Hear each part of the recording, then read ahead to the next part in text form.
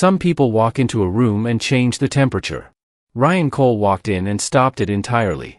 The Crown Street Diner in Manchester was loud that Thursday night. Plates clattered, coffee poured, laughter echoed, the usual noise of people pretending their lives were fine. But the moment the door swung open and Ryan stepped inside, something shifted. Conversations dropped. Eyes flicked sideways. A child tugged her mother's sleeve.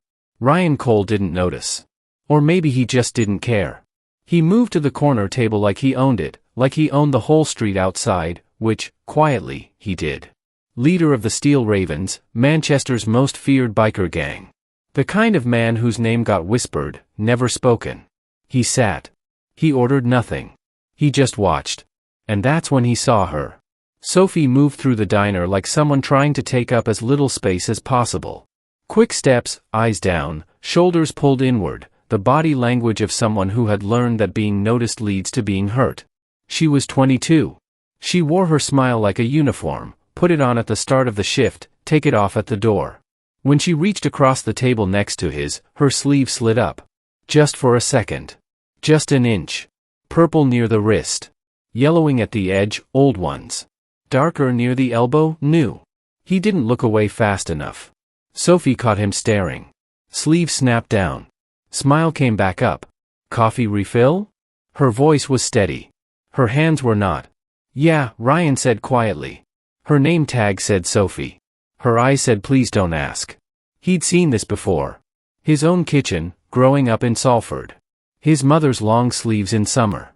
The way she flinched at loud sounds. The way one morning she just didn't get up. Ryan left that house at 16 with one promise to himself: no woman would suffer in silence in front of him again. When Sophie brought the bill, Ryan slid a napkin across instead of cash. If you need help, don't be afraid. You are not alone. Sophie stared at it. For a second the mask slipped, exhausted, desperate, quietly terrified. I don't know what you mean, she whispered. But she folded the napkin. And put it in her pocket. Then the door exploded open. Sophie. Every conversation died. He was broad, drunk, furious. Daniel Holt. 3 years of control, her phone, her money, her freedom, wrapped in one ugly man. He grabbed her arm hard. She gasped. Ignoring my calls? Making me look stupid? Daniel, please. Let her go. Ryan's voice came from the corner. Low. Calm. The kind of calm that is louder than shouting. Daniel laughed. Mind your business, mate. Ryan stood. Outside the window, Steel Ravens rose from their bikes one by one. Leather jackets in the Manchester rain. Daniel's laugh died. But Ryan didn't raise his fists. He raised his phone. Yes, officer. Crown Street Diner. Domestic assault. Room full of witnesses. Sirens cut through the wet night minutes later. Daniel ran. He didn't get far. Weeks passed. Sophie filed the report. 3 other women came forward. Daniel was charged. One Tuesday morning Sophie walked in on her day off. No uniform. No bruises. Real smile. Ryan was at the same corner table. She placed a coffee in front of him. This one's on me. You're stronger than you think, he said. She turned to leave. Stopped. Looked back.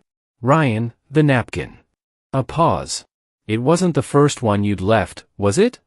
Ryan said nothing. Sophie walked out into the gray Manchester morning. Ryan reached into his jacket. Placed something on the table. A photograph. Old, worn. A woman with long sleeves and tired eyes. Then his phone buzzed. Unknown number. One message. She needs help. Same diner. Tomorrow night. Don't be late. Ryan stared at the screen. Then at the door. Then at the rain on the windows. He put the phone face down. But he didn't leave.